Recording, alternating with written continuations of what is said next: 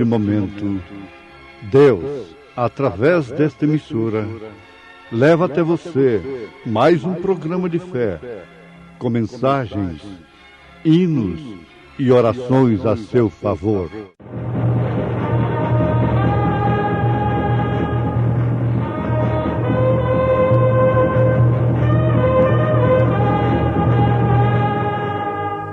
Fé para vencer.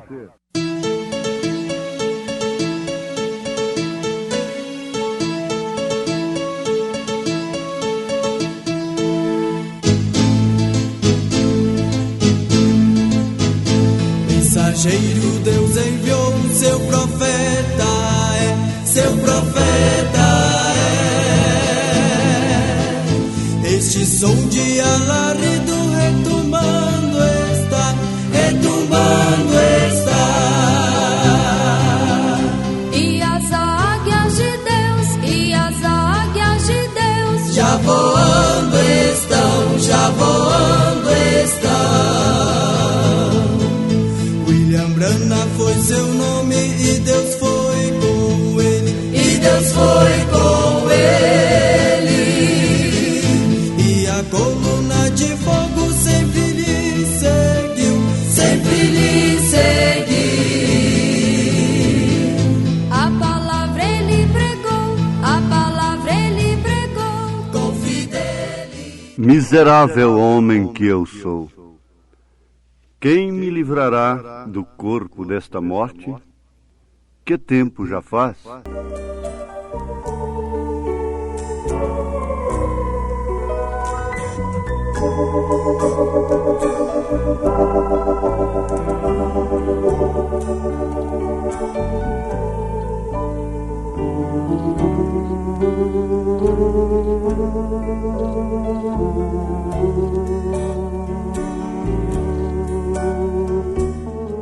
Novo nascimento é fazer morrer a velha natureza. Esta é o cão negro, seu maior inimigo.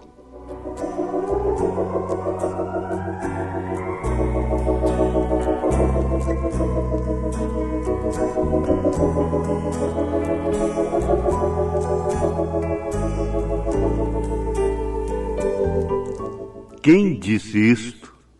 Miserável homem que sou?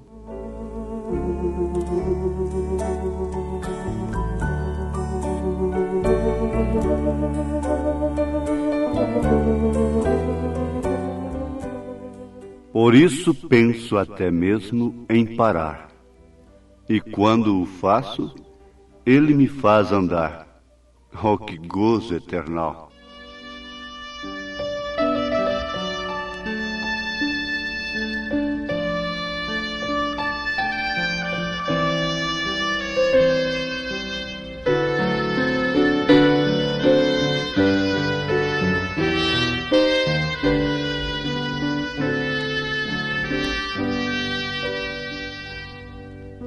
São tantas as horas em que sinto grande tribulação. Às vezes me desanimo, pensando até em parar, mas logo o Senhor veio falar comigo, mostrando-me todo o seu querer, querendo-me para si, traçando planos pra mim.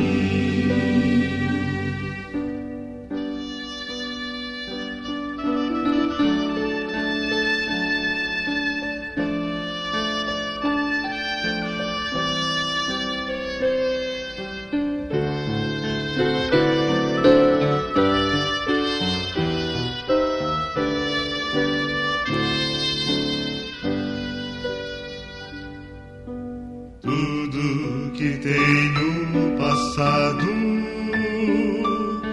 tudo que tenho sofrido, Deus preparou pra mim virá, eu sei. Cristo me fortaleceu, Ele me considerou fiel, chamando-me para o servir. Ele é tudo para mim. Jesus é tudo para mim.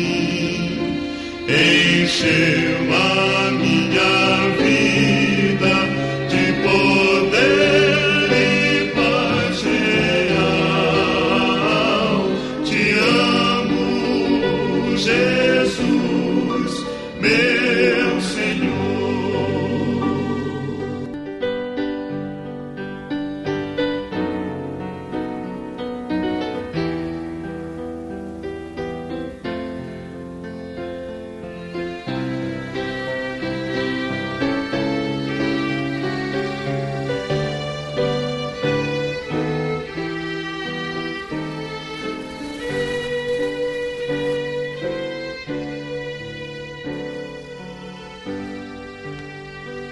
A ti todo meu louvor, te amo, Senhor.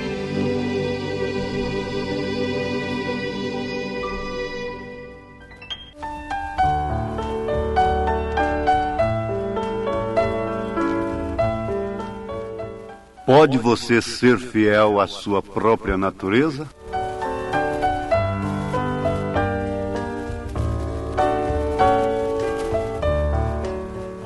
Quando esta natureza está morrendo, a outra pode escolher, pode gritar: lembra-te de mim quando entrares no teu reino.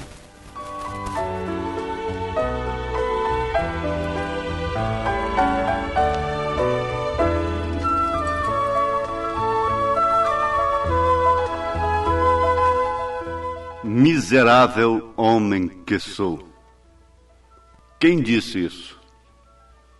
Foi um homem no pecado? Foi um homem perdido? Foi um homem sem salvação?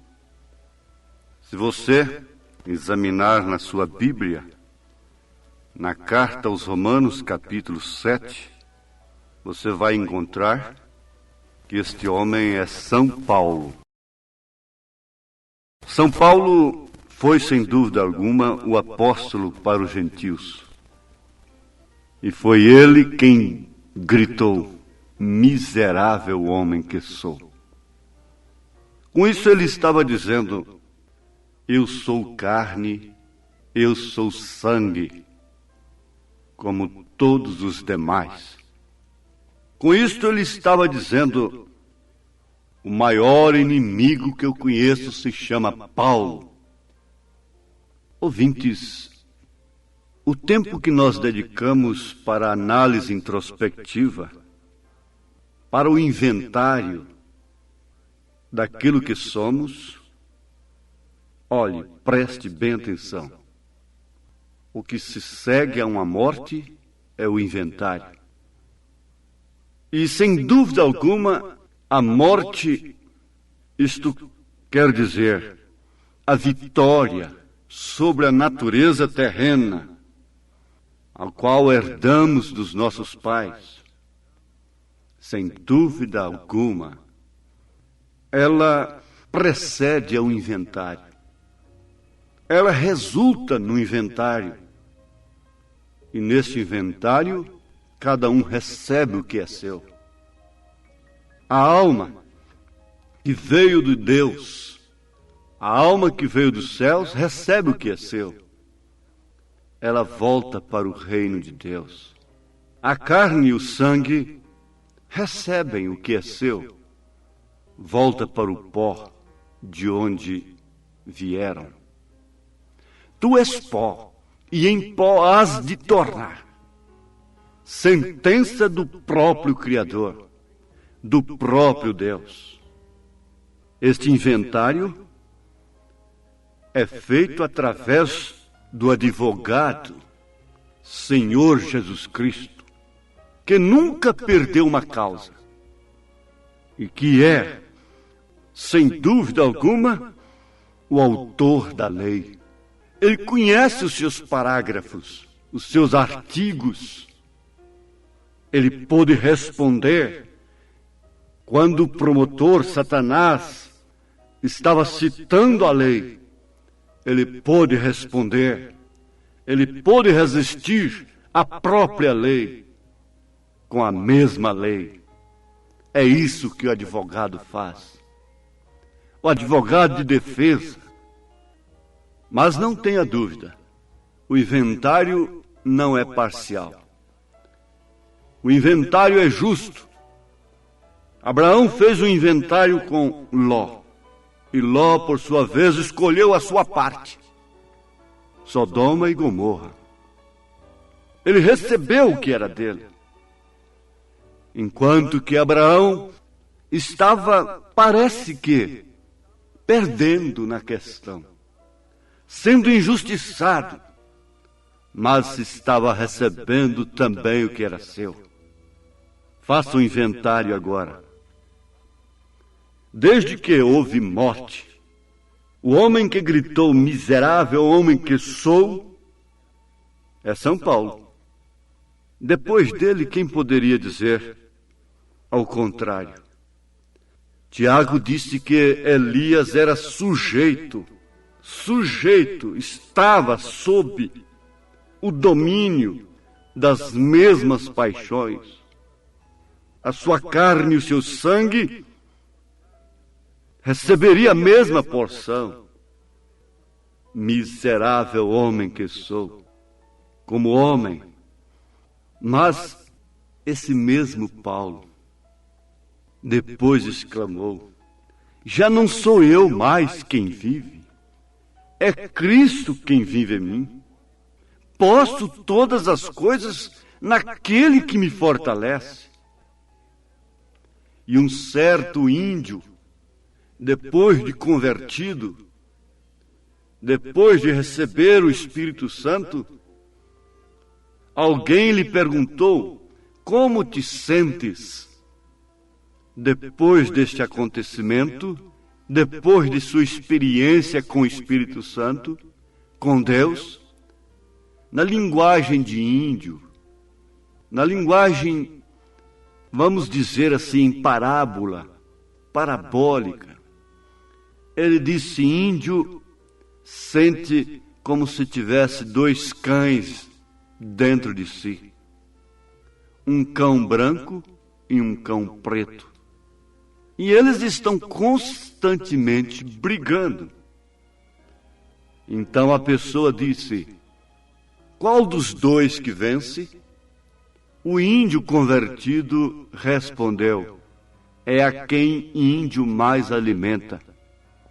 Você está alimentando agora o Espírito da verdade. Quando você crê nas Escrituras Sagradas, quando você pede o seu batismo em nome do Senhor Jesus Cristo, você está alimentando a força branca. Você está alimentando o Espírito Santo. Você está dando lugar para que Ele possa te transportar, assumir as suas fraquezas, vencer por você. Quando Rebeca deu água aos camelos de Eliezer, o mensageiro de Abraão, ela estava dando água para o camelo que a transportaria, para a força, o poder que a transportaria no deserto ao encontro do seu noivo. Quando você obedece, você está dando água para o Espírito Santo. Quando você decide a obedecer, venham assim, diz o Senhor, a seu favor. Quando você decide obedecer uma escritura, aquela escritura é para você. Aquela escritura é assim, diz o Senhor, contra seu maior inimigo, que é a carne, o sangue, os sentidos, a razão, os sintomas, os sentimentos. Então você pode, com São Paulo, dizer: miserável homem que sou, mas também pode com ele, que foi um homem como nós, dizer, exclamar: posso todas as coisas naquele que me fortalece. Posso deixar o pecado. Eu não sou obrigado a pecar. Posso ser obediente. E quando você decide a obedecer, guarde isto, aquela escritura toma lugar na sua vida. Quando aquela viúva que estava sob o juízo da seca, que veio pela palavra de Elias, decidiu a obedecer, saiu assim, diz o Senhor, da boca do profeta: o azeite da botija não acabará, a farinha da panela nunca cessará. Isto quer dizer, nunca faltará Cristo em você, nunca faltará o Espírito Santo, nunca faltará a unção de Deus nesta casa, neste corpo, neste templo. Mas isto aconteceu quando ela decidiu a obedecer.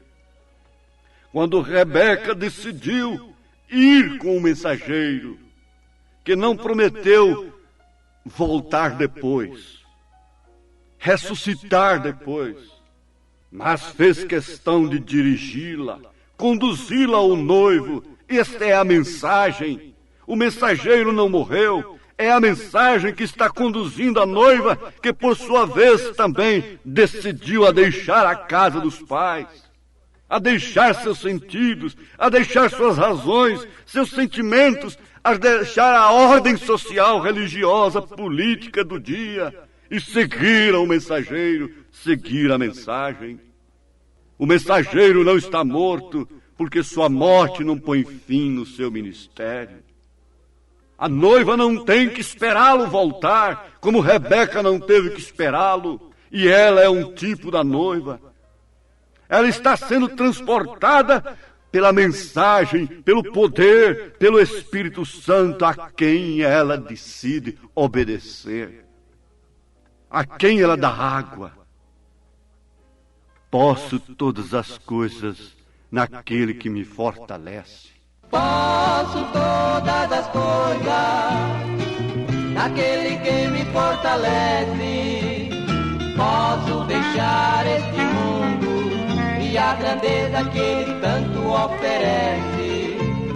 Posso deixar o pecado e a maldade deste mundo tentador. Posso ser mais consagrado, viver aos pés do meu nobre Salvador. Posso ser mais consagrado, viver aos pés do meu nobre Salvador. Posso todas as coisas naquele que me fortalece. Posso esperar a riqueza que todo dia Jesus Cristo me promete. Posso ser obediente na sã doutrina do querido Salvador.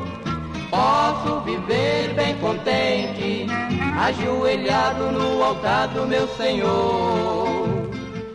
Notem, quando a carne e o sangue do ladrão crucificado à direita de Cristo estava morrendo, a outra natureza, a alma, pôde gritar, pôde pedir: lembra-te de mim quando entrares no teu reino. Veja, quando a carne e o sangue de Davi pode ser submissa à justiça de Deus, ele gritou: este homem deve morrer. Isto era a outra natureza, vencendo a velha natureza. Isto era um novo nascimento. A justiça de Deus estava prevalecendo naquele instante. Portanto, a resposta do profeta, portanto, a resposta de Deus foi esta: certamente não morrerás, porque somente a alma que peca terá que morrer. Mas na sua alma estava a justiça de Deus. Agora, qual das naturezas você deve ser obediente? A qual delas você deve ser fiel? Pode você ser fiel à sua própria natureza e herdar o reino de Deus? Você nunca teria nascido de novo. Mas a ordem religiosa está trabalhando para que o homem seja fiel à sua própria natureza, ao invés de ser fiel à natureza de Deus. É no erro que se prevalece a verdade. É nas trevas que a luz resplandece. É, sim, em um homem e uma mulher como você, que Deus é glorificado. Deus te abençoe agora, com fé, justiça, amor, perfeição de Deus, na fé correta e gloriosa de nosso Senhor Jesus.